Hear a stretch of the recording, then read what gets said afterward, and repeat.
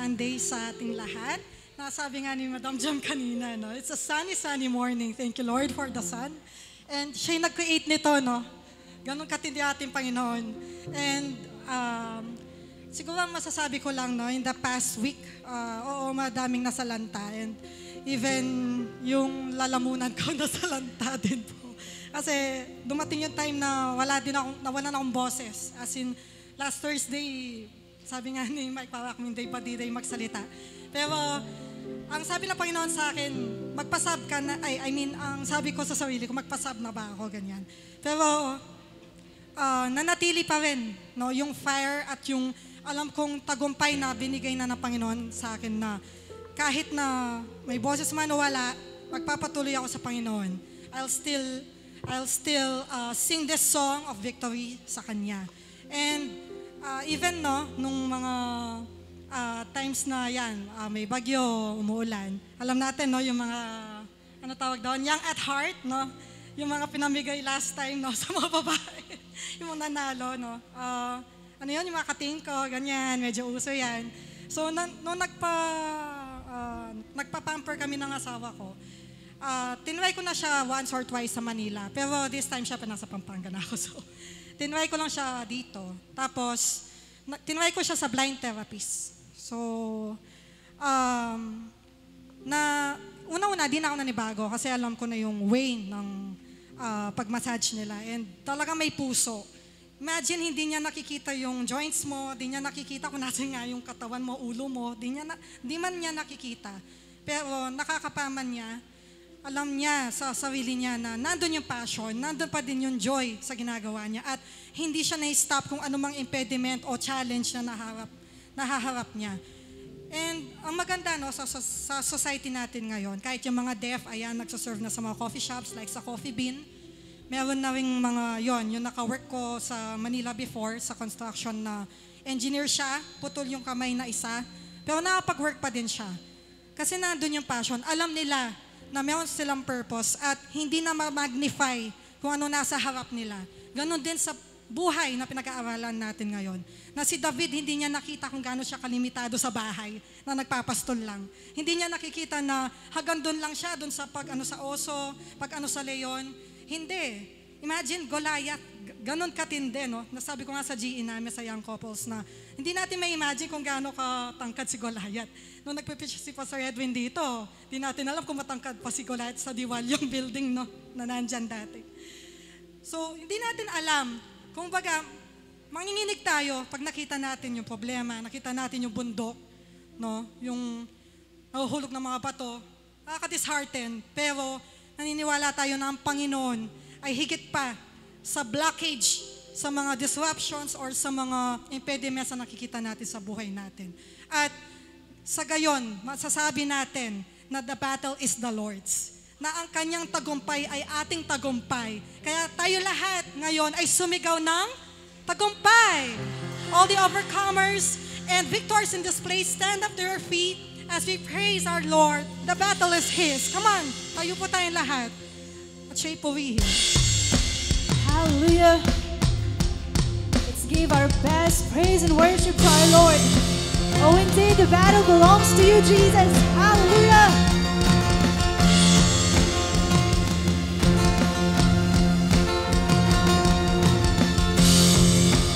Let's prepare our hearts to give best praise and worship offering to our Lord. Let us sing. When all I see is the battle, you see my victory.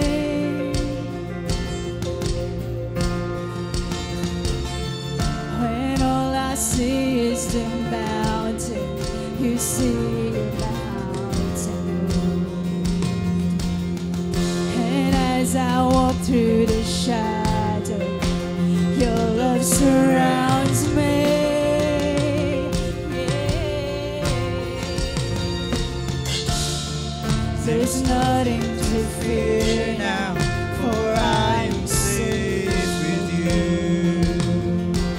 Come on, let us sing. So when I fight on my knees with my hands lifted high. Oh God.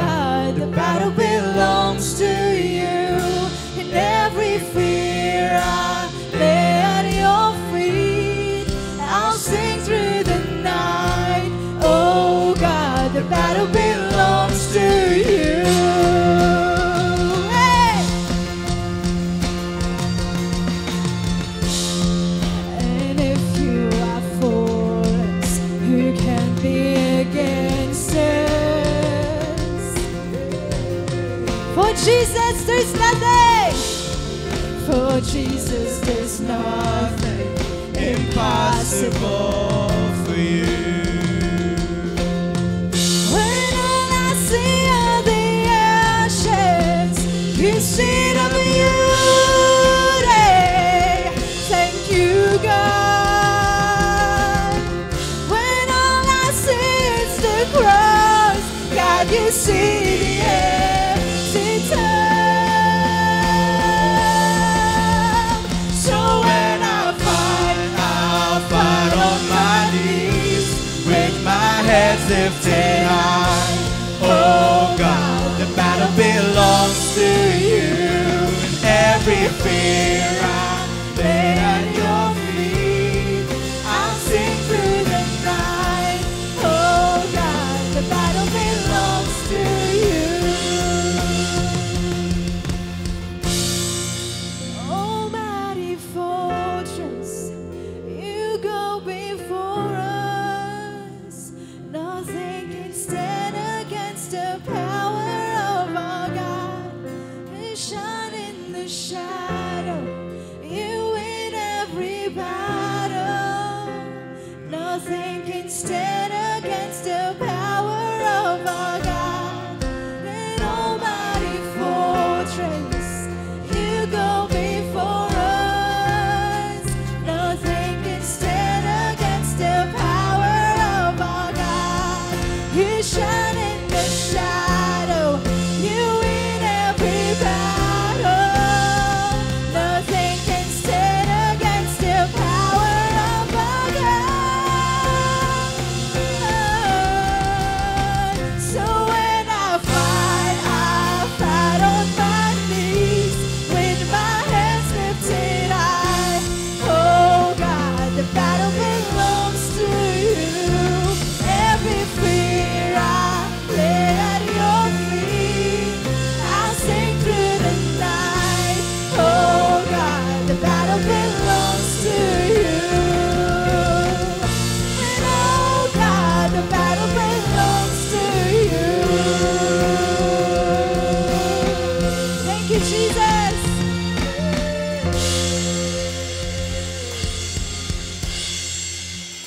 It's true that nothing can stand to the power of our God. That's why the joy of the Lord is your strength. Thank you, Lord Jesus.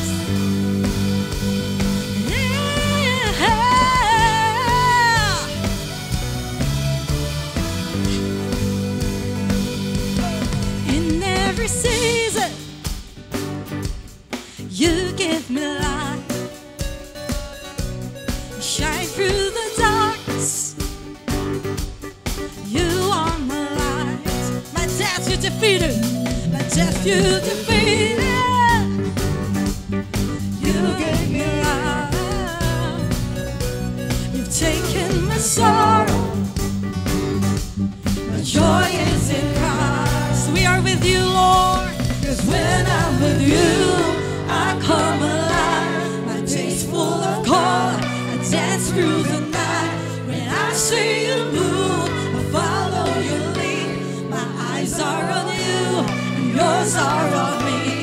You give me joy. You give me joy. You give me joy. You give me joy. Sin be a measure. Your grace was the cure. Victory! In you I'm victorious.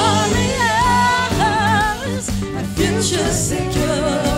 You are with us, Lord. 'Cause when I'm with you, I come alive. My day's full of color. Dance through the night. When I see you move, follow your lead. My eyes are on you. Come on, he's with us, church. Say, 'cause when I'm with you, I come alive. My day's full of color. Dance through the night. When I see you move, follow your lead. My eyes are on you. Yours are on me. You give me joy. You give me joy. You give us everlasting joy. You give me joy.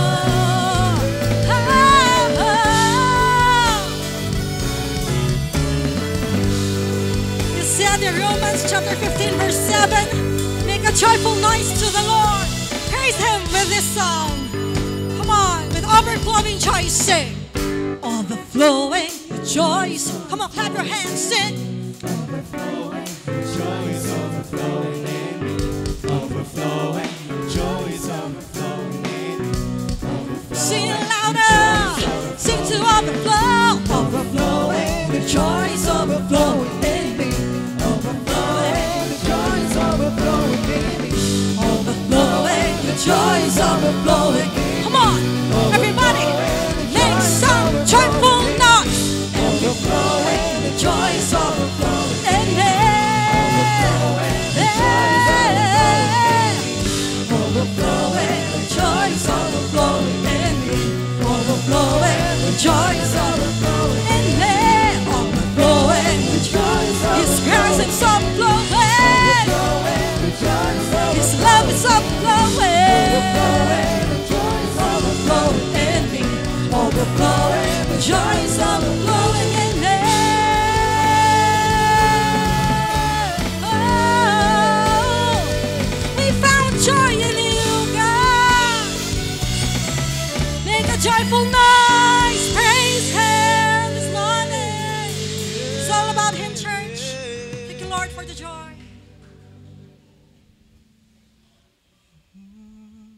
Worship you. We worship you. Oh, hallelujah, Lord. We worship you, God.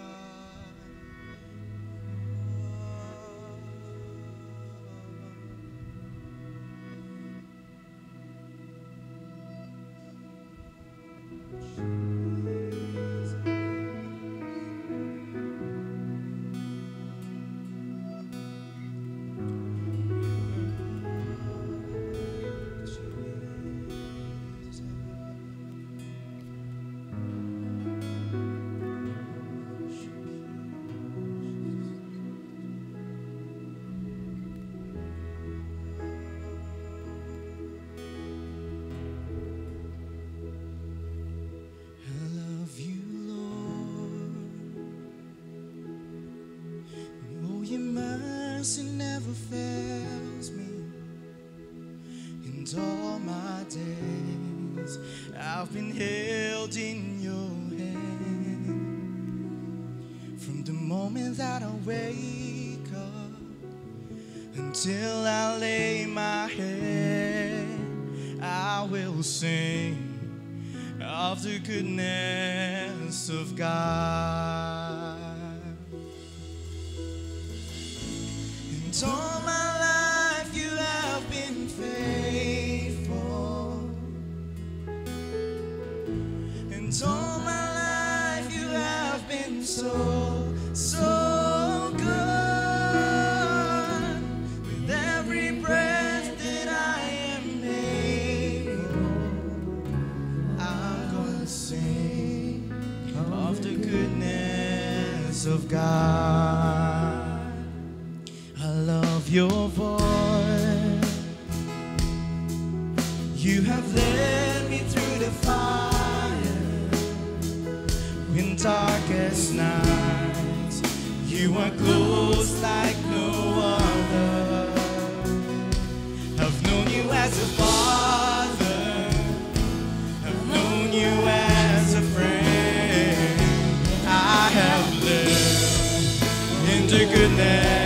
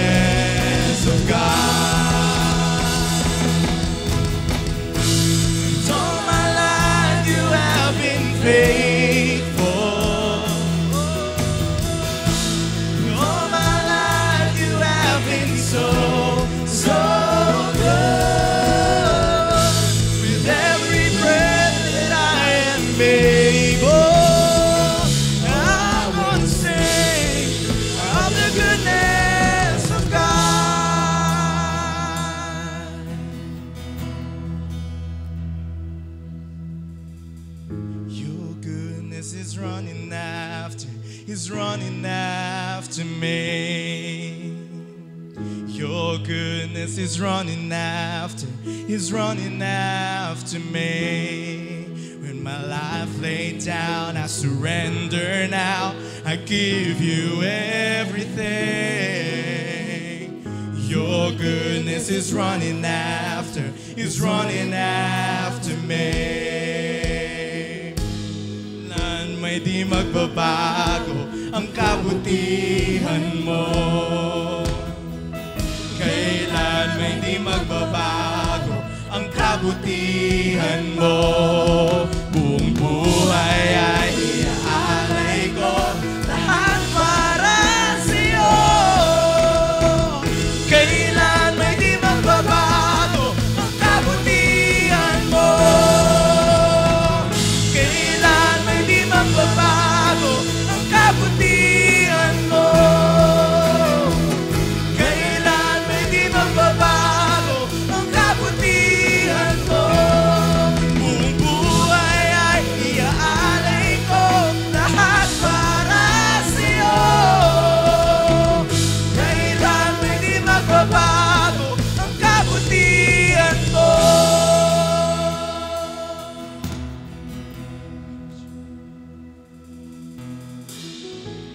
Kahit tapat sa habang buhay, ika'y mabuti mapakailanman. Hanggat ako'y nabubuhay, awitin ko ang kabutihan ng Diyos.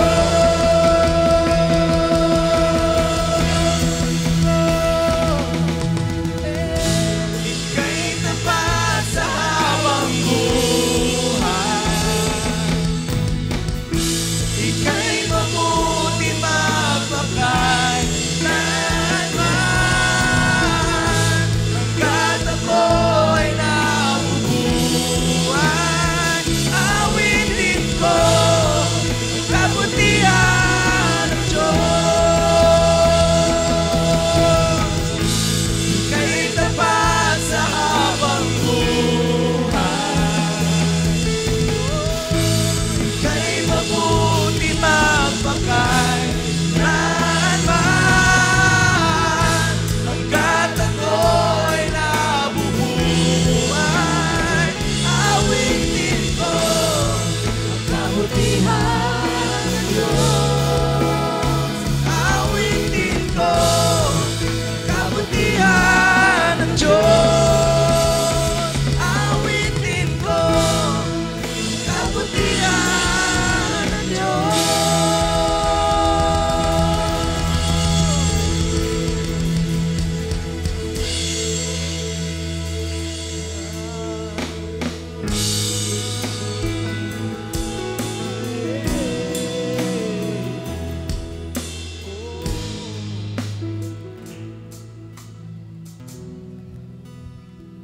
Hallelujah, Lord.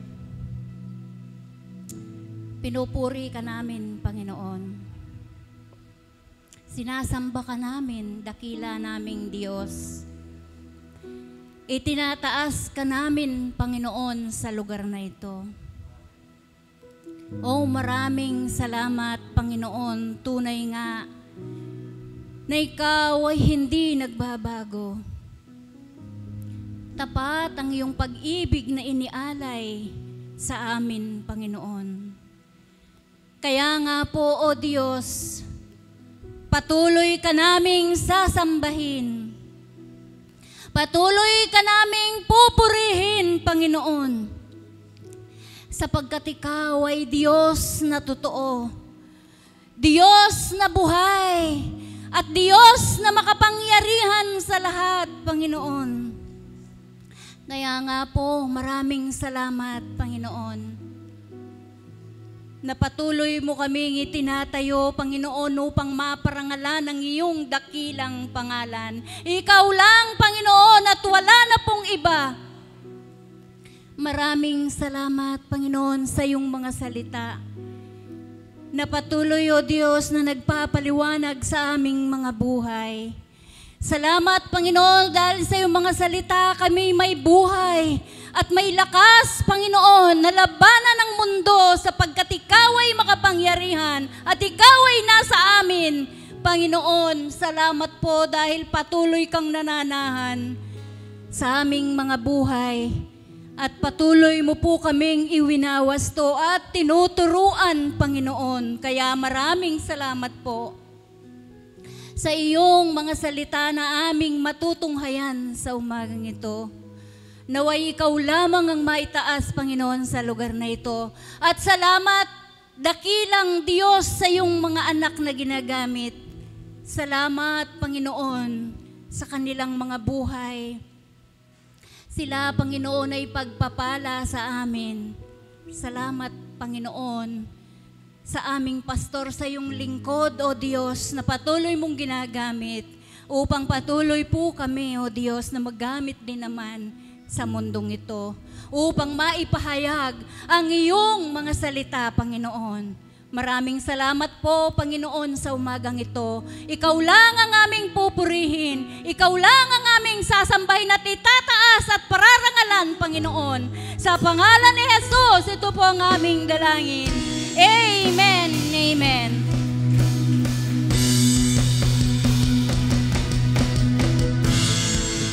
Tapat sa hawak buhay,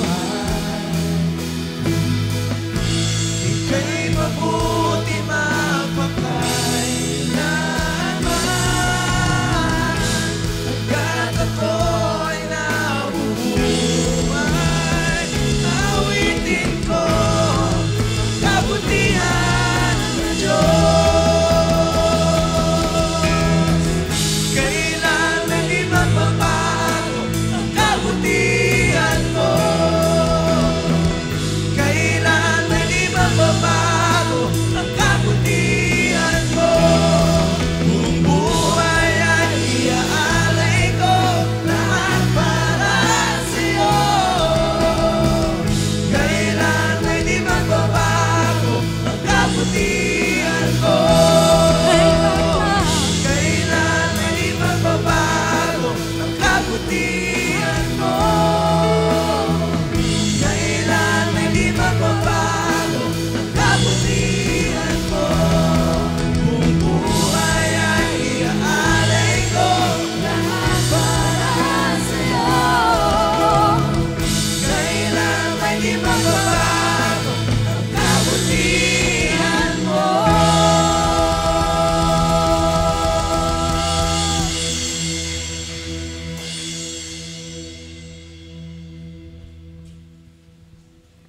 Amen. Nananatili pong mabuti ang ating Diyos.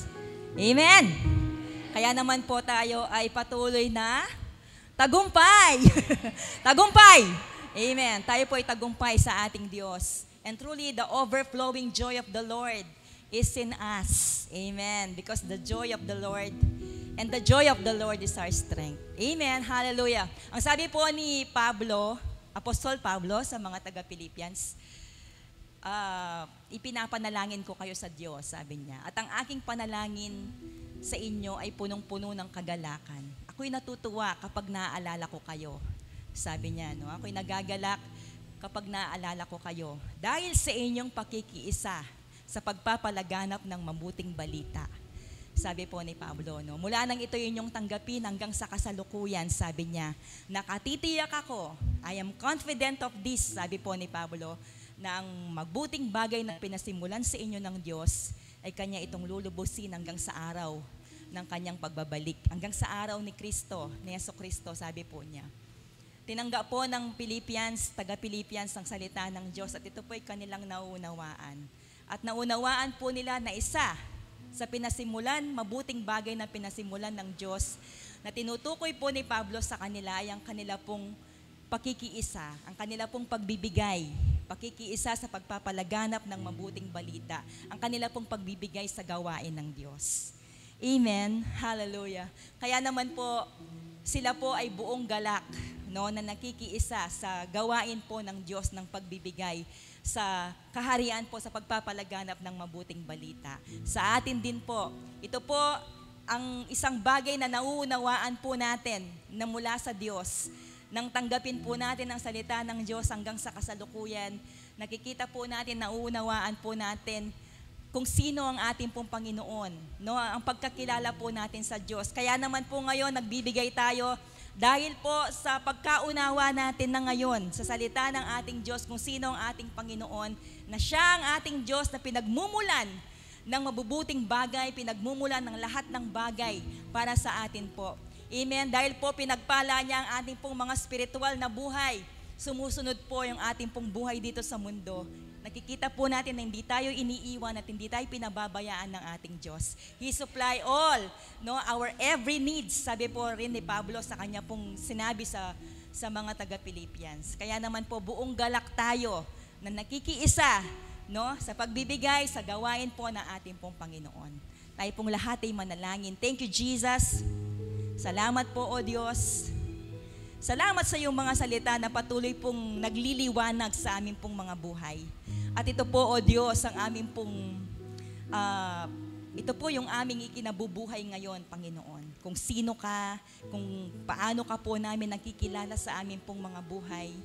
Kaya naman po, O Diyos, nandito sa aming mga puso, ang aming pong pakikiisa sa iyong gawain, sa gawain po ng pagbibigay. Salamat po, O Diyos, dahil higit pa dito, higit pa sa aming iniisip at inaasahan kung paano ka po nagbigay sa amin, kung paano ka po unang nagmahal, kung paano ka po unang gumawa sa amin pong mga buhay. Kaya naman po, O Diyos, sa amin pong mga puso, ang amin pong buhay, Panginoon, ay patuloy po namin inilalagak sa inyo, O Diyos, at patuloy ka namin pinagtitiwalaan sa lahat ng aspeto ng buhay po namin, Panginoon. Ikaw ang aming pong source, ikaw ang pinagmumulan ng lahat, O Diyos, at yun po yung aming kinikilala at pinaniniwalaan sa aming pong mga buhay. Kaya naman buong puso po kami na nagbibigay sa iyong gawain, sa gawain mo, Panginoon, na ipinagkatiwala mo sa bawat isa. Maraming salamat po, purihin ka, and I know, Lord, ang lahat ng nandito, Panginoon, ay pinagpala mo na. And this is our way, Panginoon, para po pasalamatan ka at lubos ka naming kilalanin sa buhay po namin. Thank you, Lord God. Salamat po. Sa pangalan namin, Panginoong Yesus. Amen.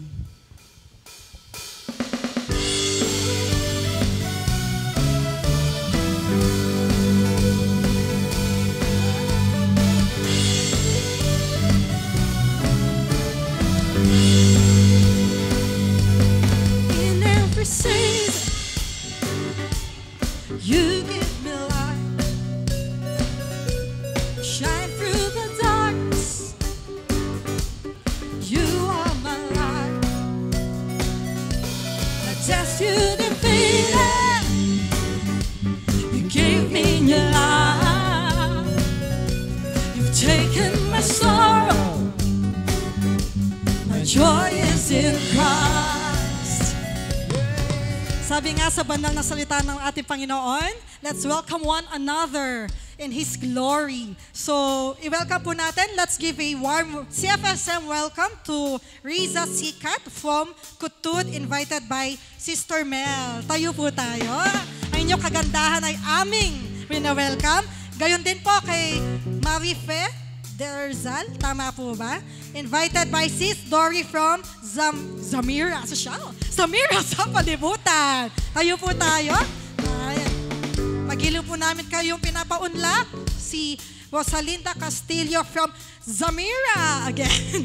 Zamira sa palibutan. Invited by Sister Dory. At tayo po lahat magkamay sa galak ng ating Panginoon. Come on. Overflowing, your joy is overflowing in me. Overflowing, your joy is overflowing in me. Overflowing, your joy is overflowing in me. Overflowing, your joy is overflowing in me. Overflowing, your joy is overflowing in me. Overflowing, your joy is overflowing in me. Overflowing, your joy is overflowing in me. Overflowing, your joy is 1, 2, 3, and overflowing, your joy is overflowing in me. Overflowing, your joy is overflowing in me. Overflowing, your joy is overflowing.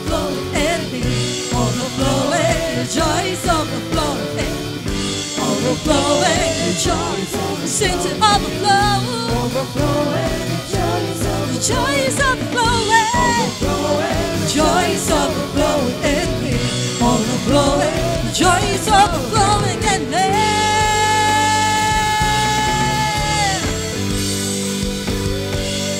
Oh, we give you praise. Joys upon us, praise you, Lord. Hallelujah.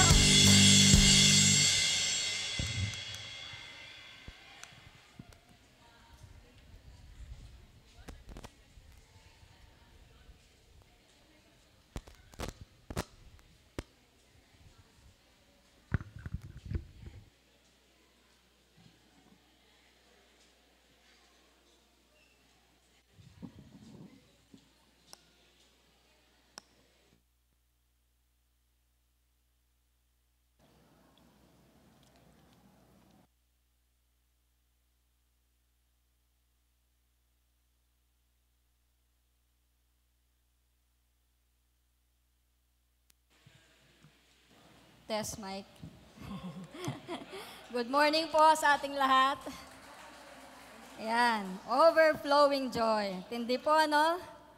Thank you, music team. Tunay po sa praise and worship pa lang. Talagang God has already ministered unto us, di ba? Sa puso natin, nangusap na ang Diyos. Amen po ba? Okay. So, tayo po ay nasa team pa rin tayo ng For Such a Time as This, and our quarter theme is The Seasons of Life. Okay, napag-aralan na po natin in the past, seasons of preparation, seasons of battles, at ngayon po ay seasons of adversities and challenges. Ayan. Pag ito po yung pinag-uusapan, maraming nalulungkot, no? Yung mga adversities, kahirapan, paghihirap, sakit, pasakit. Yan, yun po yung kagipitan, yun po yung mga adversities, no? And challenges, mga hamon sa buhay. Okay? Mas gusto ko pong ginagamit yung challenges kaysa trials. Kasi yung trials po, pag tinagalog natin ay pagsubok. At sa mindset po ng mga Filipino, pag sinabing pagsubok, ito ay galing sa Diyos.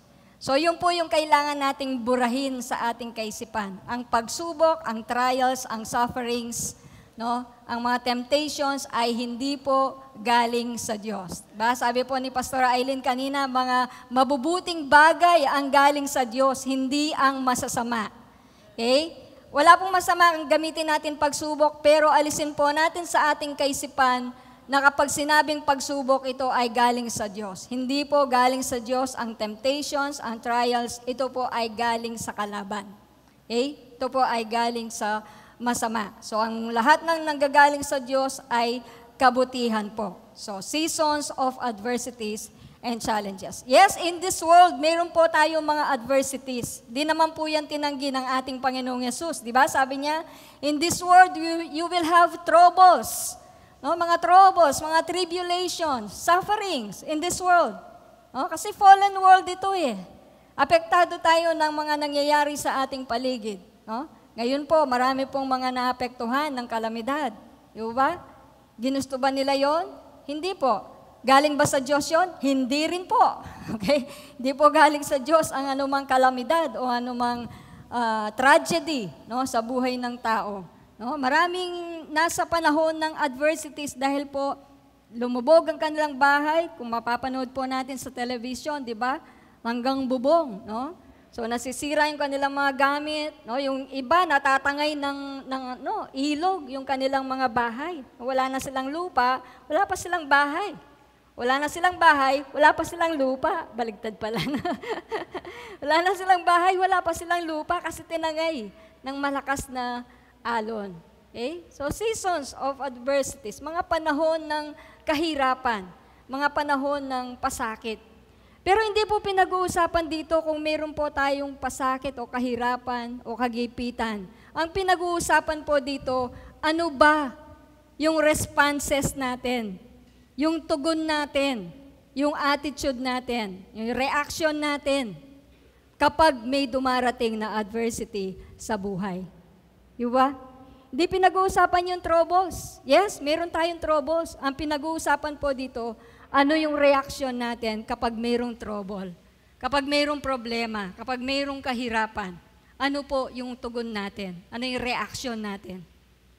Do we react like the worldly people? Do we react like unbelievers? Di ba? Tayo na mga Kristiyano, tayo na mga mananampalataya, tayo na mga anak ng Diyos, iba po dapat ang reaksyon natin sa mga adversities at mga challenges sa buhay. Why? Because we have God in us. Kasama natin ang Diyos. Di po ba? Kaya iba yung ating reaksyon kapag mayroong problema, kapag mayroong suliranin, kapag mayroong paghihirap sa buhay, iba tayong mag-react because we know God is with us. God is for us. God never leaves us. Yun po yung ating pong pananaw, no, sa ating Panginoon bilang mga anak niya. Okay? So, pinag-uusapan po natin ang buhay ni David, no? Yung pong subtitle po nito ay Fleeing from Saul, no? Tumakas siya mula kay Haring Saul. Siya po ay nag-hide in caves, nagtatago po siya sa mga kuweba, no? Sa ilang, sa wilderness. Siya po ay namuhay bilang isang fugitive, no? Isang takas. Nagtatago, no? Mula kay Haring Saul. Okay? Alam po natin si David, kilala natin siya bilang isang shepherd. David as a shepherd. Kilala natin siya bilang soldier, no? Bilang sundalo. David as a soldier. David as a king, kilala din po natin. Pero kilala po ba natin si David as a fugitive? Diba? Bilang takas, ayan, pinaghahanap, tinutugis. No? Kilala po ba natin si David bilang isang fugitive? Okay? Bakit po siya nagtatago? Bakit siya tumatakas? Bakit siya pinaghahanap? Hindi po siya kriminal. Wala siyang ginawang masama. Diba? Wala siyang ginawang anumang masama kay Haring Saul. Pero bakit po siya tinutugis? Bakit siya pinaghahanap? Bakit gusto siyang patayin ni Haring Saul? Reason? Because of jealousy. No? Ang jealousy po, inggit. Nakakasira po ng matinong pag-iisip. Diba? Nakakasira ng matinong pag-iisip. Si Haring Saul, napakalaki ng tulong ni David sa kanya. No? Lahat ng sungin niya, mga battles, nagtatagumpay siya. Di po ba? Si David. Siya ang tumalo kay Goliath. Walang lakas ng loob na lumaban kay Goliath. Pero si David, because of God's presence in his life, siya yung may pananampalataya na lumaban kay Goliath. No? Si David. Okay? Pero, siya pinaghahanap si Saul para patayin. No? Dahil sa inggit. No? Kasi pag galing sa labanan si David, no? Kapag siya ay galing sa labanan at nagtagumpay sila, yung mga kababaihan, no? Sa lugar nila, umaawit sila ng libo-libo ang napatay ni Saul, tig sa 10,000 naman ang kay David. No? Libo-libo daw yung kay Saul, tig sa 10,000 yung kay David. So, dahil narinig po ni Haring Saul yon, naging banta, no, si David sa kanya. No? Nainggit siya, nagselos siya kasi mas pinaparangalan si David kaysa sa kanya na isang hari. Okay? Nainggit po siya. And because of inggit, dahil sa jealousy, dahil sa envy, ayun po, tinutugis niya si David. Kaya si David po, kung saan-saan nagtatago, kung saan-saan pumupunta, para lamang mailigtas, no? Laban kay Saul, no? Kay Haring Saul, para hindi siya mamatay. Okay? So David was forced to flee. Napilitan po siya na tumakas, magtago, no? And constantly on the move, no? Lagi siyang tumatakbo, lagi siyang on the run. Okay? So he lived, sabi ko nga, he lived as a refugee. refugee sa mga sa mga Philistines. Ano po yung refugee? Yung pong from the word refuge, no? Parang ginagawa niyang tanggulan o hiding place, yung mga lugar ng mga kalaban. Imagine. Dahil pinaghahanap siya ni Haring Saul kahit saan siya magpunta sa kanilang bayan, no? Ang ginawa niya, nagtago siya sa kanyang mga kalaban, sa lugar ng kanyang mga kalaban. Kaya naging refugee po siya. No? And David, as a man, of course, hindi po natin may aalis sa kanya na natakot din po siya. Hindi lang sa kanyang sarili, kundi sa kanyang pamilya. Kaya kung babasahin po natin ang 1 Samuel, by the way, basahin po natin ang buong 1 Samuel kasi dun yung pong pinag-aaralan natin, hindi lahat natin mako-cover. Pero kung babasahin po ninyo, makukuha ninyo ng buo. No, yung dahilan, bakit tumatakas si David, yung dahilan, bakit si Saul ganito, yung dahilan, bakit ganito ang mga Philistines. Makikita po natin ang kabuuan. Kayo basahin po natin. No? So from 1 Samuel to chapter 19 hanggang chapter 30, makikita po natin, mababasa natin na si David ay isang fugitive. No? Na takas, no? Nagtatago, pinaghahanap, no? Tinutugis. Okay? Sabi ko nga po dahil sa inggit kay Saul. So hindi lamang po siya natakot para sa kanyang sarili, kundi para sa kanyang pamilya. Kung babasahin din po natin, sabi niya sa hari ng Moab, dito muna yung aking mga magulang para mailigtas sila. No? Dito muna yung aking mga magulang. Iniwan muna niya sa lugar ng Moab yung kanyang mga magulang. No? Habang siya naman ay on the run, no? On the move, tago ng tago dahil pinaghahanap siya ni Haring Saul. Okay? Natakot din po siya para sa mga tagasunod niya, yung mga loyal soldiers niya. No? But sa kabila po ng mga takot ni David, mababasa po natin sa Psalm chapter 56 verse 3. Ito po yung panahon na siya po ay nagkunwaring baliw, no? Sa harapan ni King Akis para lamang po siya ay hindi patayin. No? Sabi ni King Akis, kasi si David, nagkunwari siya na pinagkakalmot niya yung mga pader, yung mga dingding, tapos yung laway niya tumutulo. Nagkunwari nga pong baliw eh. Sabi ni King Akis, bakit niyo dinala pa dito ang baliw na yan? Masakit na yung ulo ko sa dami ng mga baliw sa lugar natin. Bakit niyo pa dinala sa akin? No? So, inakala po ni Haring Akis na hindi yun si David na sundalo ni Saul. Kasi yung mga ibang tauhan niya, nakilala nila na siya si David.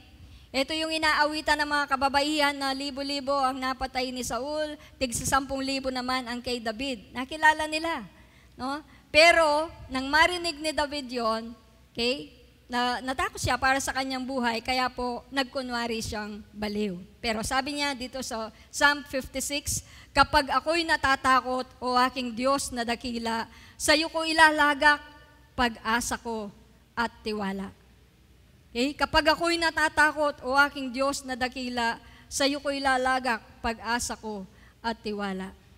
Lahat po tayo may takot sa buhay, di po ba? Lahat tayo natatakot.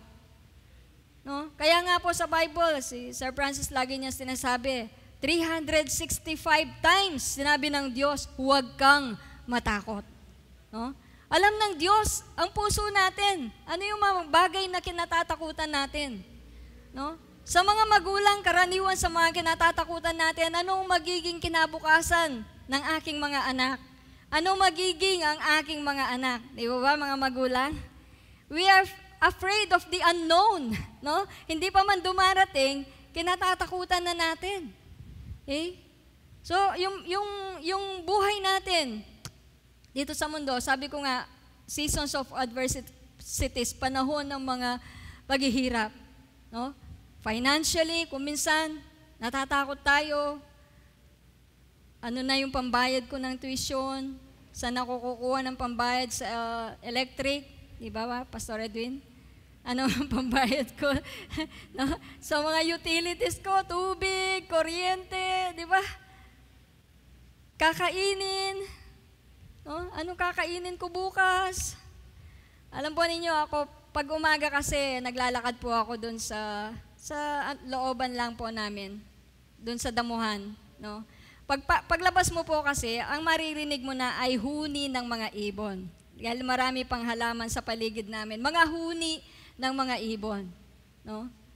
Kapag naririnig ko po at nakikita ko yung mga birds, no, sa amin, nare-remind po ako ng kabutihan ng Diyos. Di ba sabi ng Diyos, kung itong mga ibon, di man sila nagtatrabaho, pero sila ay pinapakain ng Diyos, kayo pa kaya? Di ba? Minsan natatakot tayo, anong kakainin natin bukas? Anong kakainin natin sa makalawa? Anong kakainin natin sa isang buwan? O kung hindi man kakainin, ano yung pambabayad natin dito? Paano ako magkakabahay? Paano ako magkakasasakyan? Diba? Problema sa relasyon, no? Pag-aaway, conflict sa family, no? Hindi lang financial hardship, kundi relational conflicts, no? May awayan sa pamilya, health issues, mayroong karamdaman, may sakit, stress na sa bahay, stress pa sa trabaho. No, stress sa trabaho, stress sa boss, no? Pressures, parenting, challenges, mga magulang na hirap magdisiplina sa mga anak. No? Nahihirapan sila kung paano didisiplinahin ang kanilang mga anak. Feeling lonely, no? Yung pandama na nag-iisa ka.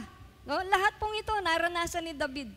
Okay? Feeling lonely, isolated, or losing a loved one. Nawala ang asawa mo, ang anak mo, ang magulang mo. Nawala ka ng mahal sa buhay. No? At sa mundo po natin, pagdating sa secular society, lalo na po ngayon, napakadali po na sa isang click lang, ang dami mo nang makikita sa Facebooks na mga advices. Di po ba? Mga secular advices. Ito ang gawin mo para ikaw ay hindi mahirapan financially. Ito ang gawin mo para sa iyong mga anak, para hindi ka mahirapan na mag-treat sa kanila o paano mo sila palakihin. No, ito yung gawin mo para lagi kang malusog sa iyong pangangatawan. Di ba? Ang dami po. Facebook, mga tips, advices, no? Mga secular guides. Okay na? Okay.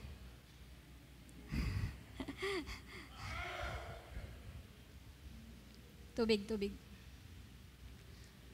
Okay? Mga secular na mga advices.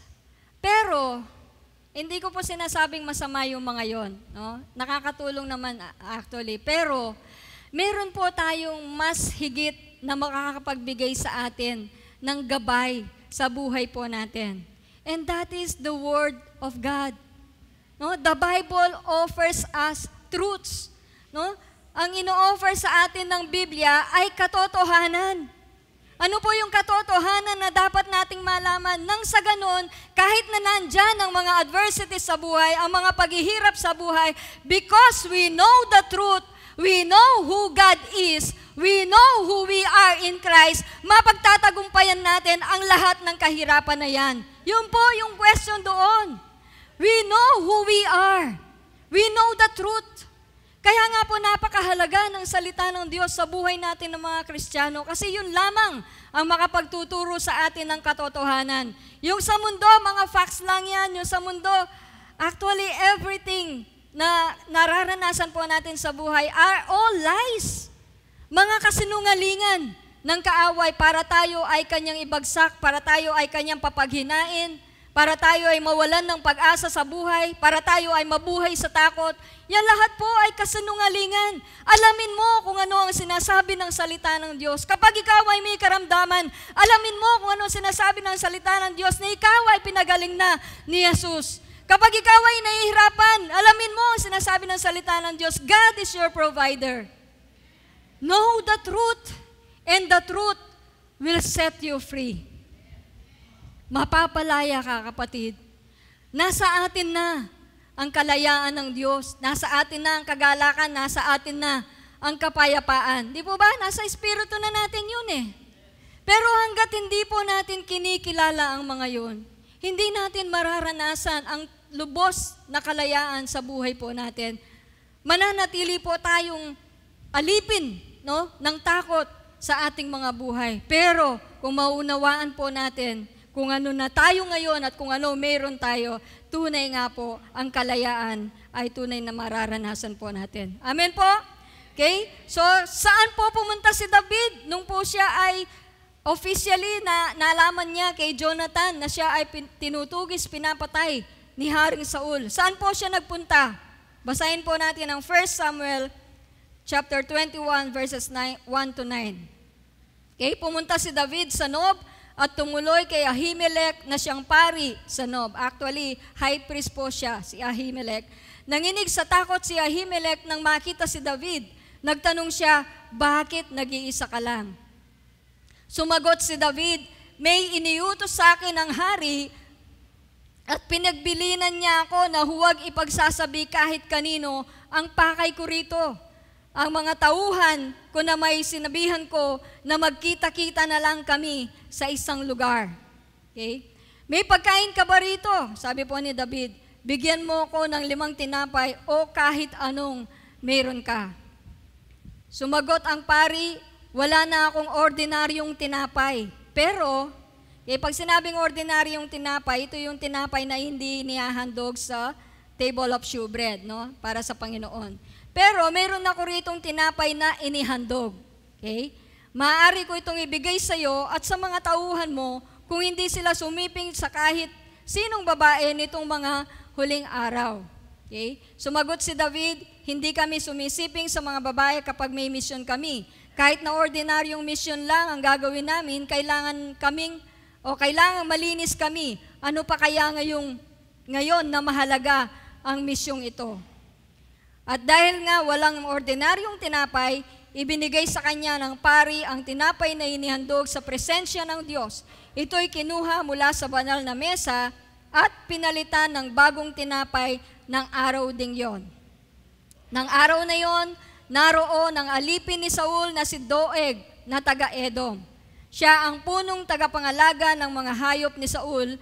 Naroon siya dahil may tinutupad siyang panata sa Panginoon. Tinanong ni David si Ahimelech, meron ka bang espada o sibat dito? Hindi ako nakapagdala ng aking espada o kahit anumang armas dahil madalian ang utos ng hari.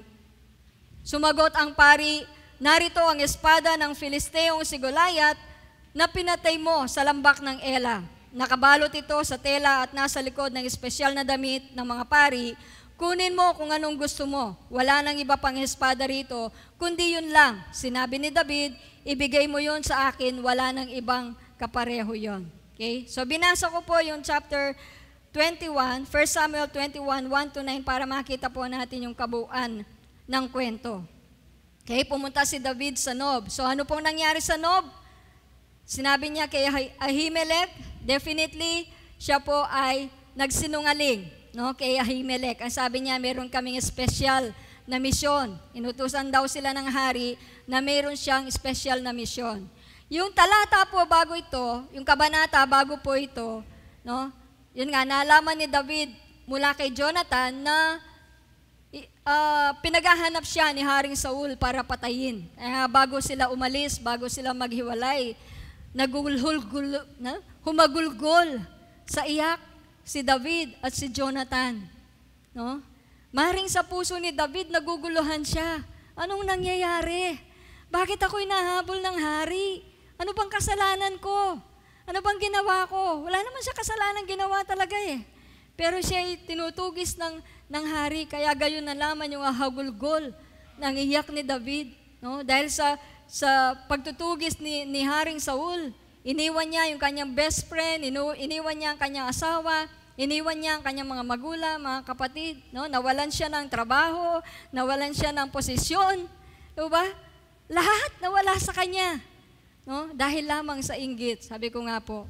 Pero dito sa chapter 21, pumunta si David sa Nob. At sa Nob, sabi ko nga, nagsinungaling siya kay Ahimelech. Maybe, dahil nga po sa takot. Natatakot siya, baka magsumbong si Ahimelech. O kaya naman, natatakot siya para kay Ahimelech. Baka siya yung pagbuntunan ng hari ng galit dahil tinulungan niya si David. Pero yun nga po yung nangyari. No? Kung babasahin po natin ang chapter 22, dahil tinulungan ni Ahimelech si David, diba? Binigyan niya ng pagkain. Itong gutom na gutom, pagod, nag-iisa, no? Maaaring kasama niya yung kanyang mga loyalists, yung kanyang mga loyal soldiers, pero hindi pumasok doon. Okay?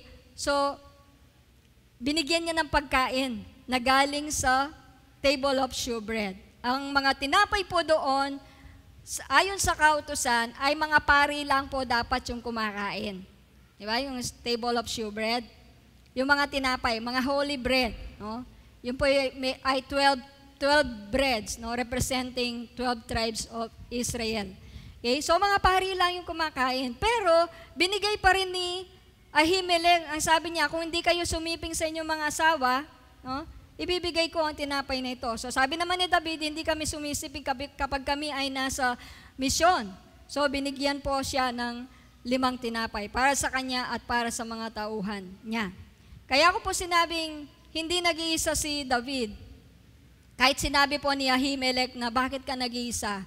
Okay, kung babasahin po natin ang Matthew 12, hindi na natin nilagay dito. Kung babasahin po natin ang Matthew 12, nung pong kumukuha, no, araw ng Sabat, kumukuha ng mga grains, ng mga butil, ang mga alagad ng ating Panginoon. Di po ba? Sila'y nagutom, no, dadaanan nila yung field, yung mga butil, kumukuha sila at kanilang kinain. Pinaratangan po sila ng mga Pariseo na bakit kayo kumukuha ng mga grains sa araw ng pamamahinga? No? Araw ng Sabbath day. No? Pero sila ay kumukuha ng pagkain. So sabi po ng ating Panginoong Yesus, hindi nyo ba naaalala na si David, nung siya ay nangailangan ng pagkain, nang siya ay magutom, pumasok siya sa templo at kinain niya yung mga tinapay na inihandog. So, pinapakita po ng ating Panginoong Yesus doon that the Sabbath, that man was not made for the Sabbath, but Sabbath for man. Mas mahalaga yung kahabagan, mas mahalaga yung mapunan yung pangangailangan nila kaysa sa pagsunod doon sa kautusan. Yun po yung sinasabi ng ating Panginoon. Kaya sabi po ng ating Panginoong Jesus, no, hindi ba ninyo naalala nung si David at ang kanyang mga tauhan, kaya sinabi ko pong kasama niya ang kanyang mga tauhan. Probably, hindi lamang po sila pumasok. Okay? So, binigyan din po ng espada, yung espadang ginamit niya ng espada ni Goliath, no, na pinangputol sa ulo, no, ni David. Okay, so yun po yung nangyari sa Nob. At sa Nob din po, nabasa natin kanina, mayroong alipin doon si Saul, si Doeg, di ba? Na Edomite. So nakita niya si David at nakita din niya na binigyan siya ng tinapay. Okay? Kung babasahin po ulit natin, yung chapter 22, I think, no? Na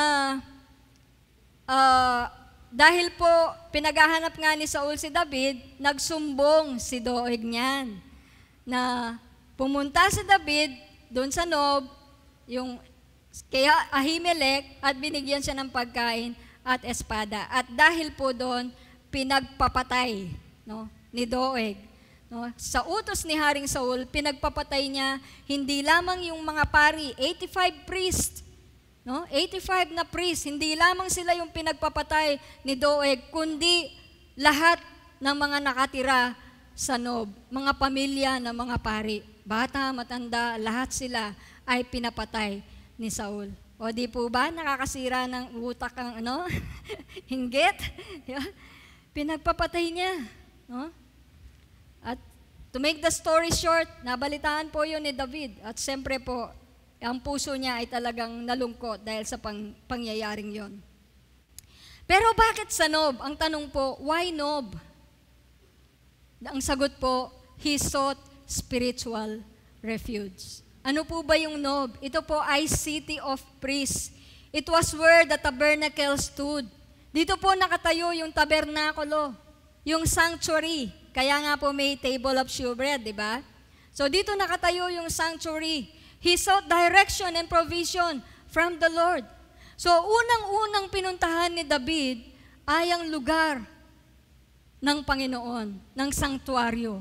the tabernacle of God, kung saan nananahan ang Diyos. Sa panahong yun, no, sa tabernacle nananahan ang Diyos. Ito po ang unang pinuntahan ni David. Why? To seek spiritual refuge. Para humanap siya ng kanyang kanlungan. Dahil ang Diyos ang kanlungan niya sa buhay.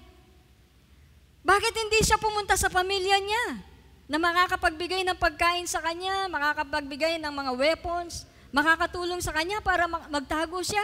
Bakit hindi siya pumunta sa sariling bayan niya o sa pamilya niya? Because David knew where to go. Alam ni David kung saan siya dapat pumunta. At yun po ay sa presensya ng Diyos.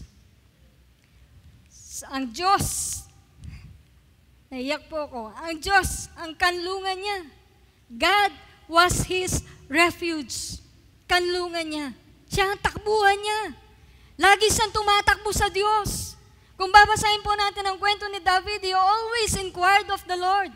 At yun po ay mapapatunayan po ni Ahimelech nang sabihin po niya kay Haring Saul na he inquired of the Lord. No? Through Ahimelech, David inquired of the Lord. He sought direction from the Lord.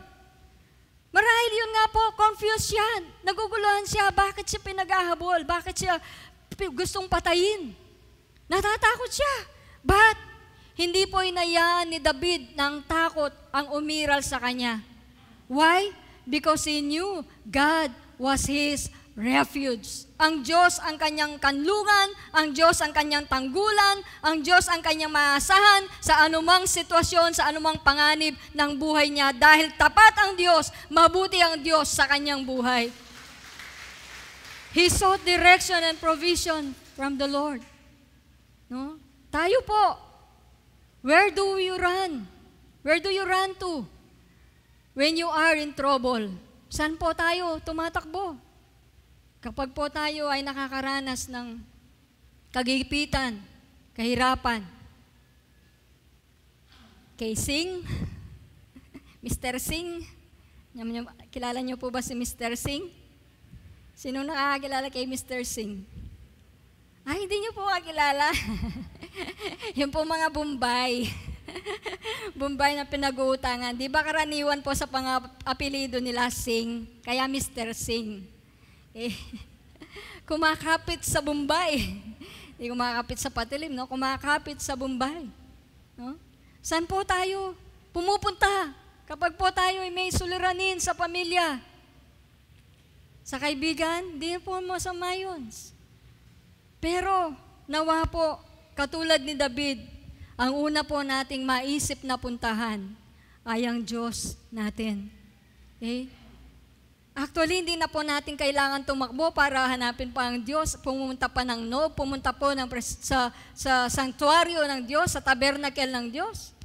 Andito na po ang Diyos sa puso po natin. No? Kilalanin mo lang na kasama mo ang Diyos, kapatid.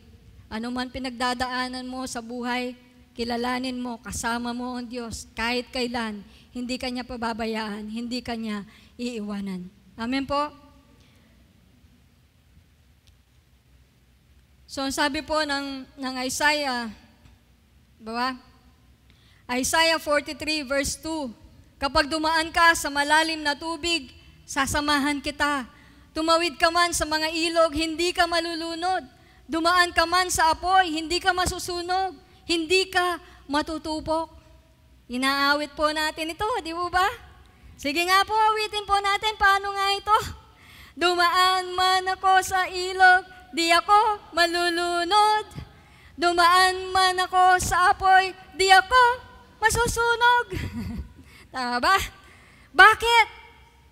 Bakit hindi ka malulunod? Bakit hindi ka masusunog? Dahil kasama natin ang Diyos. Dahil kasama natin ang Diyos, di ako malulungkot. Di ba? Di ako matatakot. Kasama natin ang Diyos. My dear brothers and sisters, yun lang po yung lagi nating isipin sa buhay po natin. maalis po ang takot. Yes, matatakot ka, pero pag naisip mo na kasama mo ang Diyos, maaalis ang takot. Mawawala ang takot sa buhay mo. God is your refuge. God is my refuge. Diba? Nung ang mga Israelites ay dumaan sa Red Sea, nalunod po ba sila? Hindi. Hinawi ng Diyos ang dagat. Nung pong si Shadrach, Meshach, and Abednego, itinapon sa naglalagablab na pugon, nasunog po ba sila? Hindi. Kahit isang buhok nila, walang nasunog. Bakit? Dahil kasama nila ang Diyos. Nung si Daniel itapon sa mga leon, kinain po ba siya ng mga leon? Hindi. Dahil kasama niya ang Diyos. My dear brothers and sisters, kasama mo ang Diyos. Kasama natin ang Panginoon. Kung i-summarize po natin, yung 1 Samuel 22 to 30, si David sa 1 Samuel chapter 22, nagtago po siya sa cave, sa kuweba ng Adulam. Kasama po yung mga sumunod sa kanya ng mga loyal soldiers, 400. Actually, ang sinasabi ng Biblia, yung mga may mga utang, yung mga lubog na sa utang, yung mga distress, yung mga may hindi satisfied sa buhay nila, nahihirapan sa buhay nila, sumama po kay David, 400 po sila. Yun po yung mga mighty men in the making. Kung babasahin po ninyo yung First Chronicles, makikita po ninyo doon ang pangalan ng mga mighty men of David, yung mga sundalo niya na magigiting, kaya laging under David's leadership, lagi silang nagtatagumpay. At dito rin po sa 22, pinatay yung mga pari, yung mga sanob, yung sinabi ko po kanina, pinatay ang lahat ng mga pari at ang kanilang mga pamilya. Ang nakaligtas lamang po ay yung anak ni Ahimelech, siya po si Abiathar. Siya lamang yung nakaligtas. 1 Samuel 23, mababasa po natin na niligtas ni David ang lugar, yung town of Keilah. Pero kahit niligtas niya, kasi ninanakaw ng mga Philistines yung kanilang mga grains, sa kanilang mga giikan. So pinagtanggol sila ni David. Pero kahit na pinagtanggol sila, binetray pa rin ng mga taga-Keilah si David. Okay? 1 Samuel 24, nagtago si David sa kuweba ng En-gedi. Diba? Ang daming kuwebang pinagtaguan ni David. At dito rin po sa kuwebang ito, pwede na niyang patayin si Saul. Pero hindi po niya ginawa. Dahil ang sabi po niya, I will not lift my hand against the Lord's anointed. Hindi ko papatayin, hindi ko yung aking mga kamay para patayin ang lingkod ng Diyos o anointed, ang hinirang ng Diyos. So hindi po niya pinatay si Haring Saul. So nandun pa rin yung dignity ni David, In spite of na pinaghahanap siya para patayin, pero siya hindi niya pinatay si Saul. Sa 1 Samuel 25, humingi ng tulong si David kay Nabal na napakayaman, humingi siya ng pagkain, pero hindi siya binigyan ng pagkain, bagkus ininsulto pa siya. Ininsulto pa siya ni Nabal. Sino ba si David para bigyan ko ng pagkain? Okay? So, si David naman, dahil sa galit, lulusob na siya para patayin si Nabal at ang kanyang mga anak lalaki. Pero yung asawa ni Nabal, si Abigail, nalaman niya kung ano ang mangyayari kay Nabal. Tiyak napapatayin siya ni David. Kaya siya na po yung humingi ng sorry kay David at nagbigay ng mga pagkain. So, sa madalit salita, pinatawad ni David si Nabal, At eventually, namatay din po, inatake sa puso si Nabal. Namatay din po si Nabal at si Abigail po ay naging asawa ni David. Okay? 1 Samuel 26, again, sa camp ni na Saul, pinuntahan ni David, si Saul, pero inispare pa rin niya yung buhay niya. Hindi pinatay ni David si Saul, kahit na may pagkakataon siya para patayin si Saul. Okay? 27, si David ay pumunta sa teritoryo ng mga Philistines. Dahil nga, kahit saan siya magpunta sa bayan nila, tinutugis siya ni David. So, ang ginawa na lang niya para ma-stop na yung pagtugis ni Haring Saul kay David, pumunta siya sa lugar ng mga kalaban. At yun po yung mga Philistines, no? Lugar ng mga Philistines. Okay? At binigyan ni Haring Siklag, na hari ng Gat, ng lugar. Si David at ang kanyang mga tauhan, yun po ay yung lugar ng Siklag. Doon sila nanirahan. Okay? So, naging alipin po ni King Akis si David dahil po doon. Okay? So, sa 1 Samuel 28, si Saul ay, mababasa natin, ay nakipag-meet sa isang medium, spiritista, no? Para makausap niya si Samuel. Dahil patay na si Samuel sa panahong yon, no? Chapter 28. At sila po ay nilulusob ng mga Philistines. Kaya natakot si Haring Saul. Ang ginawa niya ay nakipag-meet siya sa isang medium, no? Kung ano ang mangyayari sa kanya. At sinabi naman ng kunwari ay espiritu ni Samuel na siya ay magagapi sa labanan, sila ay matatalo at mamamatay, pati ang kanyang mga anak. Okay? Meron pong mga dalawang scholar thoughts, no? Si Samuel ba talaga ang nagpakita kay Haring Saul? O evil spirit? Okay? So mayroon po mga Kristiyano, sinasabi nila na si Samuel talaga kasi bakit niya alam na mamamatay si Saul at ang kanyang mga anak, matatalo sila sa labanan. Yung iba naman po, mga Kristiyano din po, naniniwala na evil spirit ito kasi wala nang communication si Saul sa Diyos. Diba? Iniwan na siya ng Panginoon, iniwanan na siya ng Diyos. Okay? So ano man po yung pananaw ninyo doon ay pwede po, no? Pero kung sasabihin ko po yung aking pananaw, I believe it is not Samuel, no? Kasi the devil himself can transform himself as an angel of light. Pwede siyang magpakita bilang anghel, magsabi ng kunwari totoo, pero ang talagang pinanggalingan nito ay masama, evil, no? Pero nasa sa atin po 'yon. Ano hanggang ngayon po kasi ay pinag-uusapan 'yon. Okay? So 1 Samuel 28. Ito, dahil 'di ba, sabi ko nga, kaya ako po binibigay yung mga background na ito para mabuo po sa isip natin yung kwento. 'Di ba, sabi ko nga si David, naging refugee siya ng mga Philistines, no? Nagtatago siya sa lugar ng mga Philistines. Okay? So si King Akis, nakuha ang loob ni David. Baligtad ba? Nakuha ni David ang loob ni King Akis. Kaya si King Akis, nagtitiwala siya kay Haring David. Diba? Kasi kahit na ang mga nilulusob niya ay mga kalaban ng Israel, akala ni King Akis, ang nilulusob ni David ay mga Israelites. Pero ang totoo, ang mga nilulusob ni David, yung mga nakatabi lamang sa mga Israelite, mga lugar. So mga kalaban pa rin ng Israel. Okay? Kaya nung pong lulusob na sila, okay? Chapter 29. No? Si David ay mga 30 years old na dito, malapit na siyang, ilang araw na lang ay magiging hari na siya. Bakit? Kasi mamamatay si Haring Saul. Okay? At siya ang kikilalanin talaga bilang hari ng Israel. Okay?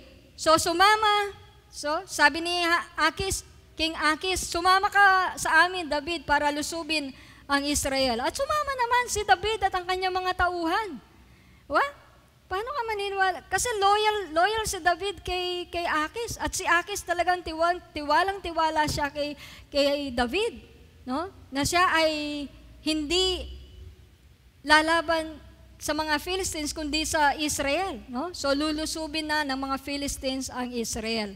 Pero yung mga ibang pinuno ng mga Philistines, nagalit sila. Bakit kasama sina David? Bakit sila sasama sa labanan? Baka in the middle of the battle, baka i-betray niya tayo, sabi ng mga ibang leaders ng Philistine. I-betray niya tayo at tayo yung patayin ni David. So sa madalit salita, pinauwi po ni Haring Akis si David at ang kanyang mga tauhan. Pinauwi niya kasi ayaw ng mga ibang mga leaders, ayaw ng mga ibang mga kasamahan niya. Okay? Kaya pinauwi niya sina David. At sa babasahin po natin, ito po ang nangyari. Nung sila ay nakauwi na, okay, sa Siklag, di ba sabi ko kanina, binigyan sila ng lugar ni King Akis sa Siklag.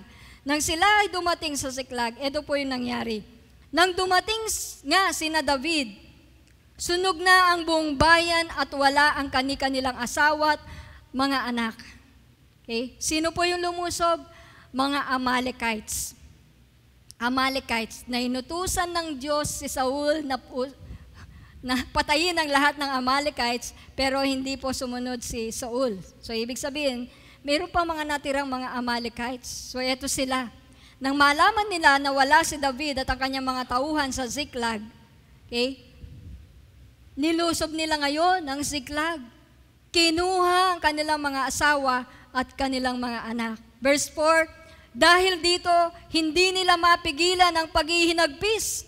Nag-iiyakan sila hanggang sa mapagod sa kaiyak. Biro mo yun? Nag-iiyakan sila hanggang sa mapagod sa kaiyak. Humagulgol sila ng humagulgol. No, hanggat kaya pa nila, umiyak sila ng umiyak. No, hanggang sa mapagod sila sa kaiyak. Kaya binihag din ang dalawang asawa ni David na sina Ahinoam at Abigail. In this situation, ano po ang gagawin ninyo kung kayo si David? On top of the persecution, betrayal, no, lahat ng naranasan niya kay Haring Saul, lahat ng naranasan niya for 13 years. Imagine for 13 years bilang isang fugitive, no, tago ng tago, takas ng takas, no, para sa kanyang buhay dahil pinaghahanap siya ni Haring Saul. Okay? So ito po yung dinatnan niya nang sila ay umuwi sa Ziklag. And in verse 6, ang sabi po niya, balisang-balisa si David. Okay? Sapagkat pinag-uusapan ng kanyang mga tauhan na pagbabatuhin siya dahil sa sama ng loob sa pagkawala ng kanilang mga anak. Okay? Masakit na yung nawalan sila ng mga pamilya nila, lahat ng mga hayop sa lugar nila, kinamkam ng mga Amalekites, pero mas masakit po ito. Mas masakit, no, yung naramdaman ni David, pinag-uusapan ng kanyang mga, sino? Mga tauhan niya. Mga kasama niya sa digmaan. Kasama niyang nagtatagumpay sa digmaan. For 13 years kasamahan niya. Nabuhay sila bilang refugees. Pero pinlano nila na pagbabatuhin si David dahil sa sama ng loob. Dahil nawala yung kanilang mga anak, yung kanilang pamilya. Di po ba masakit yun? Masakit po ba yun? Masakit yun. Mawalan ng meron mo kunin, hindi mo alam kung buhay pa sila o patay na. No? His men almost stoned him. No? Blame him. No, sinisi si David, no, sa nangyari sa kanila. Pero si David, hindi po niya sinabi sa Panginoon, Lord, give up na ako. I give up, Lord. Kota na ako, Lord. Sa dami ng mga pinagdaanan niya, David never gave up. Hindi po siya nag-give up. Hindi po siya nag-quit. Huh? Hindi siya nag-give up. Sa buong taon na siya ay persecuted, no, threatened, falsely accused, no, pinagkamalang baliw, no, pero hindi po nag-give up si David. Hindi niya sinabing, Lord, suko na ako, hindi ko na kaya. Hindi ko na kaya, Lord. Hindi po niya sinabi yun. Bagkus, ano po ang nangyari? Ano po ang ginawa ni David? Verse 7, ngunit dumulog si David kay Yahweh na kanyang Diyos upang palakasin ang kanyang loob. Sa English, ang ganda po, but David strengthened himself in the Lord his God. David encouraged himself in the Lord his God. Hindi niya in-strengthen or in-encourage ang sarili niya, pinalakas ang loob niya in his people, in his position, hindi po. In his family, hindi po. He strengthened himself in the Lord, his God. Pinalakas niya ang kanyang loob. No? In-encourage niya ang kanyang loob sa Panginoon niyang Diyos. No? Hindi sa kanyang kayamanan o tinatangkilik, hindi sa kanyang posisyon. No? Minsan ang pera ang nagpapalakas sa tao eh. Di ba? Ang pera yung ginagawa nating power. Money is power, sabi natin. But David, not in his possession. Hindi sa kanyang tinatangkilik, hindi sa kanyang kapangyarihan. He encouraged himself. He strengthened himself in the Lord his God. Sa sakit na nararamdaman niya, sa pain na nararamdaman niya, na nararamdaman din natin, di ba? Nakakaramdam din tayo ng pain, hurt sa buhay. No? Nasasaktan tayo. Okay? Binetray siya. Tapos ngayon, gusto siyang patayin, pagbabatuhin ng kanyang mga tauhan. Napakasakit nun. Inalagaan mo sila, ginabayan mo sila, nilid mo sila. Tapos sila ang magbabato sa'yo, sila ang papatay sa'yo. But David, no, he encouraged himself, he strengthened himself in the Lord. Okay, kaya nga po sa verse 7, ang sabi ni David, sinabi ni David kay Abiatar, ito po si Abiatar na anak ni Ahimelech, na siya lamang po ang nakaligtas nung pagpapatayin yung mga pari ng Nob. Okay? Dalhin mo rito ang ephod. Ano po yung ephod? Ito po ay sinusuot ng mga pari, no, ng high priest. At dinala naman ni Abiatar. Nagtanong si David kay Yahweh, hahabulin po ba namin ang mga tulisang yon? Mahuhuli ko po kaya sila? Ang sabi ng Panginoon, sige, habulin ninyo, maaabutan nyo sila at maililigtas ang kanilang mga bihag. Sagot ni Yahweh. So, ang ephod po ay parang apron ng mga pari, no? Na sinusuot nila. Sa ephod, mayroong yung tinatawag na breastplate. So, sa breastplate po ay mayroong naka-attach na Urim and Tumim. So, ito po yung ginagamit karaniwan, no, ng mga pari, ng mga hari, okay, at mga pari, para alamin kung ano ang kalooban ng Diyos, para kumuha ng direksyon sa Diyos, ng guidance sa Diyos. Kaya po sabi ni David, hahabulin po ba namin ang tulisang yon? Okay, sa pamamagitan ng ephod. Okay, parang wala pong malinaw na explanation kung ano yung Urim and Tumim, pero ito po yung ginagamit para makuha kung ano ang kalooban ng Diyos, no? Para magabayan sila. Di ba? Si David, lagi niyang tinatanong ang Diyos, lulusob po ba kami o hindi? Di ba? So ito rin. Okay, hahabulin po ba namin yung mga Amalekita? Mahuhuli ko po ba sila? Sabi ng Diyos, positive. Sige, habulin ninyo, maaabutan nyo sila at maliligtas ang kanilang mga bihag, sabi ni Yahweh. At yun po ang ginawa ni David at naikayat po niya ang kanyang mga tauhan na sila po ay lumusob, no, sa mga Amalekites. To make the story short, no? Kaya nga po basahin ninyo, linusob nila ang mga Amalekites at nakuha po nila ang lahat ng kanilang mga pamilya at ang kanilang mga alagang hayop, at hindi lamang po yun, nakakuha pa sila ng mga spoils, no? Yung mga pag-aari ng mga Amalekites. Okay? So David inquired of the Lord, shall I go up? Okay. So sa verse 18, ang sabi po, verse 18, wala po ba dyan? Okay. Verse 18, sabi niya, nabawi nila ang lahat ng sinamsam ng mga Amalekita, pati ang dalawang asawa ni David. So, nabawi po ang lahat. Okay? So, David strengthened himself in the Lord, sought God's guidance through the ephod, pursued the Amalekites, and recovered everyone. Okay? Nakuha po nila lahat. Buhay, no, yung kanilang mga pamilya, and everything, at lahat. Okay?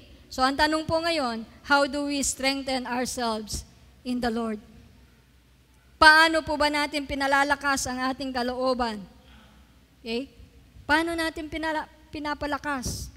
Kaya how do we strengthen ourselves in the Lord? Kanina po yung inawit natin. When I fight on my knees. Di ba? Sabi niya, I fight on my knees. Kapag ako ay lumalaban ako gamit ang tuhod. Ano pong ibig sabihin niyon? In prayer. Okay?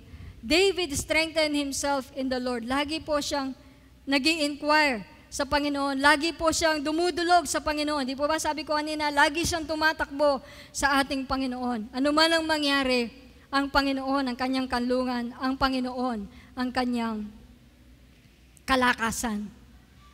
What if si David, nung mangyari po yung sa Ziklag, ay nag-give up? Paano kung nag-give up siya nung araw na yon? Eh di hindi siya naging hari.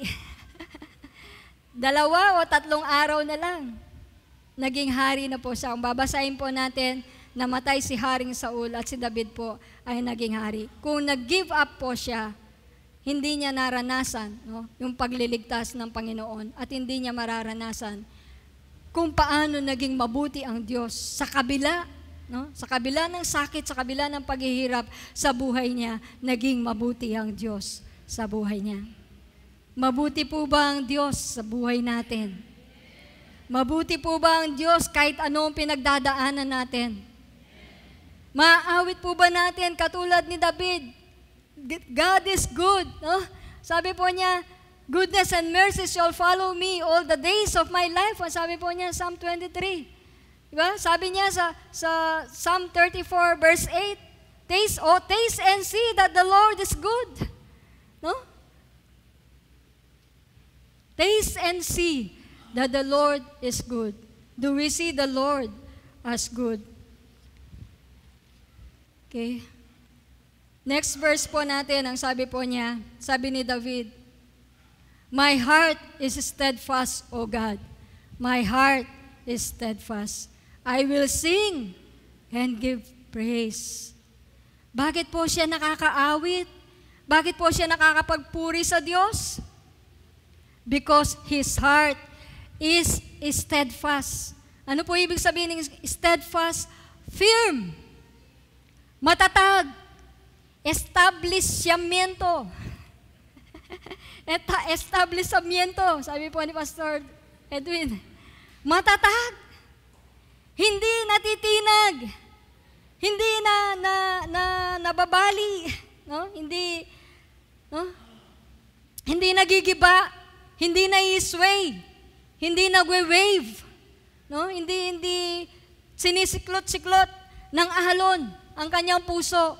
Because his heart is fixed in the Lord, is steadfast, his faith is firm. Ang kanyang pananampalataya ay matatag, matatag sa Panginoon. That's why he can sing and give praise unto God. O Diyos, lubos akong nagtitiwala sa inyo, aawit ako ng mga papuri para sa inyo. Okay? Lahat po ng matatag ang puso nila sa Panginoon. Firm, established, steadfast. We can praise God, di po ba? We can sing. Makakaawit po tayo at mapupurihan po natin ang ating Panginoon. Katulad po ni David. Music team, please. Sa 1 Corinthians chapter 10, verse 13, ang sabi po niya, sabi po ni Paul, walang pagsubok na dumarating sa inyo na hindi naranasan ng ibang tao. Ngunit, maasahan natin ang pangako ng Diyos na hindi niya tayo pababayaang subukin ng higit pa sa ating makakaya. Take note po, ang pagsubok, yung temptation, hindi po galing sa Diyos, ha? Hindi po galing sa Diyos to. Kaya, kung dumaranas kayo ng pagsubok, lahat ng dumaranas ng pagsubok, magtaas ng kamay. Kung dumaranas kayo ng pagsubok, ano ang ginagawa ng Diyos? Gagawa siya ng paraan para mapagtagumpayan nyo ito. Hindi galing sa Kanya anumang pasakit, anumang paghihirap, anumang kagipitan, anumang persecution. Hindi po galing sa Diyos. Ang galing sa Diyos, yung paraan para mapagtagumpayan natin ito. At sa pamamagitan yon ng pananampalataya. Faith, no? Ang pananampalataya natin ang siyang magbibigay ng tunay na tagumpay sa bawat buhay po natin. Amen po. Kaya nga po masasabi nga po natin, katulad ng sinabi ni Pastor, tagumpay. Laging tagumpay sa Panginoon. At kapag sinasabi natin yung tagumpay with conviction, it means the battle is not ours, it is the Lord's. No, ang labanan, ang pagkikitigma ay hindi po sa atin kundi sa Panginoon. Siya ang lumalaban para sa atin at lumaban na para sa atin. Nagtagumpay na para sa atin. Kaya tagumpay na tayo kay Kristo. Amen? Kaya makakaawit po tayo ng kabutihan ng Diyos, the goodness of God. Tayo pong lahat ay tumayo. Yes, lahat ng nakaranas ng kabutihan ng Diyos sa iyong buhay, ipahayag mo. No? Purihin mo ang Diyos. Sabihin mo sa Kanya kung gaano ka nagpapasalamat sa Kanyang kabutihan, sa Kanyang katapatan sa buhay po natin. Hallelujah. Thank you, Lord. Yes, Lord God. Awitin ko ang kabutihan ng Diyos. Yes, everyone, everybody, let's sing the goodness of God. Amen. Thank you, Lord God. Yes, God. Yes, Lord. You are faithful, Lord God.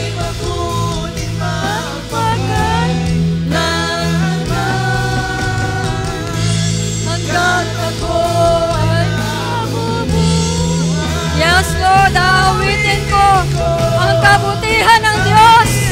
Hallelujah. Thank you, Lord God. Thank you, Jesus. Oh, yes, Lord God. Ay magbabago ang kabutihan mo. Kailan may magbabago ang kabutihan mo. Buhay kong iaalay ko lahat para sa'yo. Kailan may di magbabago ang kabutihan mo.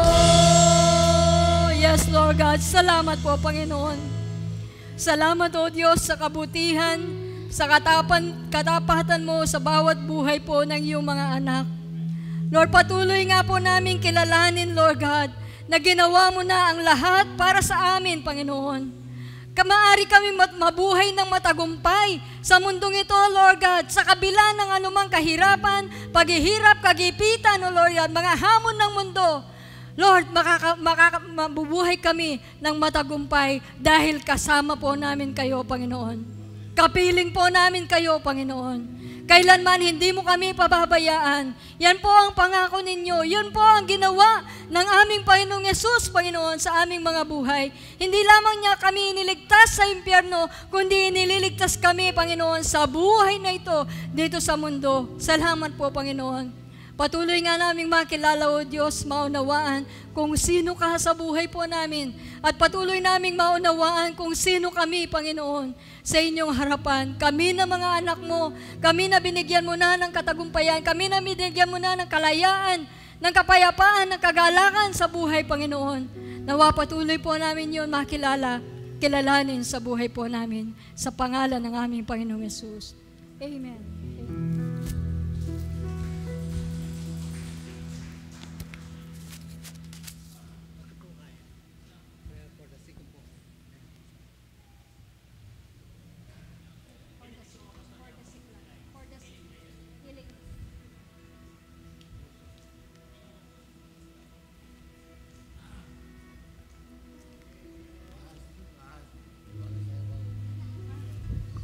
Makakaupo po muna tayo for our conclusion.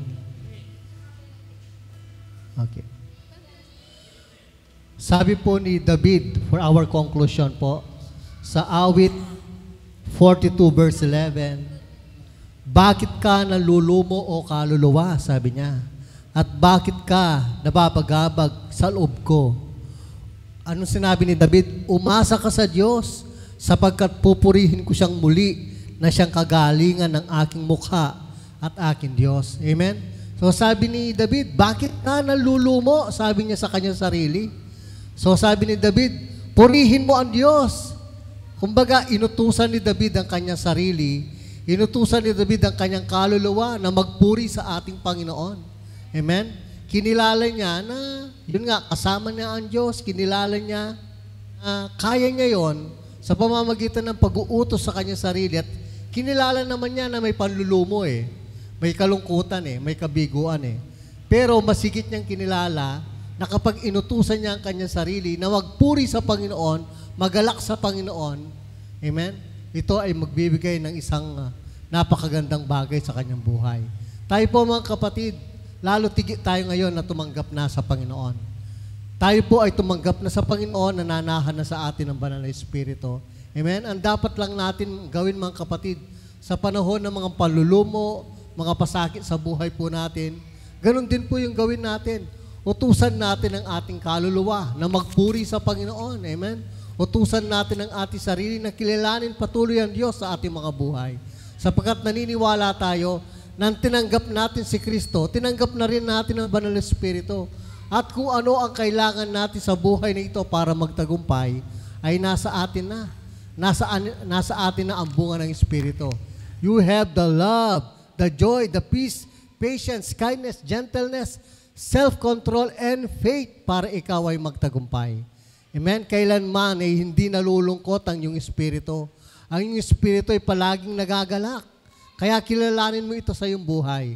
Ganun po tayo kakapangyarihan. Ganun po ang ginawa ni Kristo sa buhay ng bawat isa sa atin. Amen? Praise the Lord. Tayo po lahat ay tumayo at manalangin po tayo sa kagalingan na sino mang kilala natin o tayo man, upang sa ganon, maranasan po natin ang himala ng Diyos sa buhay ng bawat isa. Amen? So tayo po yung manalangin sa pamamagitan ng iyong latay, Panginoon, sa pamamagitan ng iyong ginawa dun sa krus ng Kalbaryo, kami magaling na sa aming mga karamdaman. Kaya ikaw, katawan, inuutusan kita na gumaling sa pangalan ni Jesus. Inuutusan kita na ikaw ay maging mabuti, nang iyong katawan ay maging malakas, sa pangalan ni Jesus. Kami po'y naniniwala, Panginoon, na kayo po ay kumikilos ngayon sa buhay ng bawat isa. Ito man ay gout, ito man ay sakit ng ulo, ito man ay mataas na presyon, sa pangalan ni Jesus, akin itong sinasaway. Ito man ay kalungkutan, labis na kalungkutan, ito man ay depresyon, sinasaway kita sa pangalan ni Jesus. Ang kalooban po ninyo, Panginoon, ay kagalingan. Ang kagalingan at kalakasan na nagbumula po sa inyo. Kaya kami naniniwala sa tinapos na gawa ninyo sa krus ng Kalbaryo, Panginoon. Sabi po ninyo, tapos na. It is finished. Hindi lamang, Panginoon, ang kaligtasan ang aming natamo at hindi lamang ang kaligtasan ng aming kaluluwa ang inyong tinapos, kundi pati na rin, Panginoon, ang mga nararanasan namin dito sa mundong ito. In this fallen world, kami nakakaranas ng mga tribulation, mga karamdaman, mga problema, mga adversities sa buhay. Pero dahil sa tinapos na gawa ninyo, Panginoon, sa krus ng Kalbaryo, lahat ay may sagot na. At kayo, Panginoon, ang kasagutan ng aming mga buhay. Pati na po sa aming mga karamdaman, sa pangalan ni Jesus. Amin itong sinaselyuhan, amin po itong tinatatakan ng pananampalataya at pagkilos ng Banal na Espiritu sa buhay ng bawat sa amin. At sino man sa aming mga kamag-anak ngayon ang may sakit, sa pangalan ni Jesus, inaabot namin siya sa panalangin ito at inuutusan ng kanyang katawan na gumaling sa pangalan ni Jesus, sa pangalan ni Jesus. Salamat, Panginoon, sa inyong ginawa sa buhay po namin. Salamat po sa inyong kabutihan. Salamat po sa inyong pagpapala. Salamat po sa salita ninyo. Pastor Chris, for our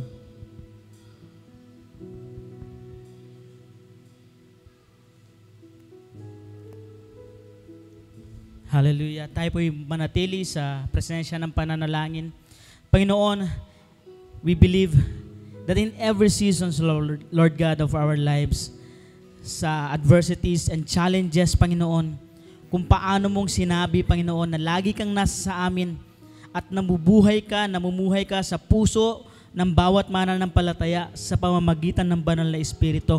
We claim, Lord God, the victory that Christ has already given to us. Maraming salamat po, Panginoon. We believe that you already won the battle for us, Lord God. And in every season, Lord God, taglay po namin ang tagumpay nito sa aming buhay. Taglay namin ang tagumpay, Panginoon, laban sa karamdaman, laban sa kahirapan, laban sa pangamba at sa takot. Taglay namin si Kristo at siya ang aming tunay na tagumpay. Kaya kami, Panginoon, ay makakahayo mula sa lugar na ito, dala at bitbit ang iyong mga salita, Panginoon, at pangako sa aming mga buhay. Maraming salamat po. Pinupuri ka namin. Ito po ang aming dalangin sa ngalan ng Ama, ng Anak, at ng Banal na Espiritu. Amen. Amen. Tayo pong lahat ay sumigaw. 1, 2, 3, tagumpay. 1, 2, 3.